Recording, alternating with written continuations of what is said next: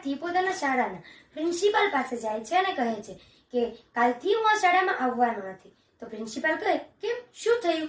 તો વિદ્યાર્થી કહે કે શિક્ષકો એકબીજાની અંદરો અંદર વાતો કરે છે અને વિદ્યાર્થીઓ સાથે મનમેળ થતું નથી. તો પ્રિન્સિપાલ કહે, સારું, જતા જતા એક કામ કરતો જા, એક પાણીનો છલોછલ ગ્લાસ ભરી અને શાળાના ફરતે 3 ચક્કર લગાવ, પરંતુ ધ્યાન રાખજે, પાણીના ગ્લાસમાંથી એક પણ ટીપું ઢોળાવવું ન જોઈએ. જો આ કામ પૂરું થાય તો ખુશીથી જતો રહેજે. વિદ્યાર્થી આ કામ સરળતાથી પૂરું કરી અને પ્રિન્સિપાલ પાસે રજા લેવા જાય છે. ત્યારે પ્રિન્સિપાલ પૂછે છે કે તું જ્યારે શાળાના ચક્કર લગાવી રહ્યો હતો ત્યારે તે કોઈ શિક્ષકને બીજા શિક્ષક વિશે ખરાબ બોલતા સાંભળ્યા? તો વિદ્યાર્થી કહે, ના. તો પ્રિન્સિપાલે કહ્યું કે તે કોઈ વિદ્યાર્થીને બીજા વિદ્યાર્થી વિશે ખરાબ બોલતા જોયો? તો વિદ્યાર્થી કહે, ના, આવું એટલા માટે થયું કે ત્યારે તારું સમગ્ર કોન્સન્ટ્રેશન એ પાણીના ગ્લાસ પર હતું.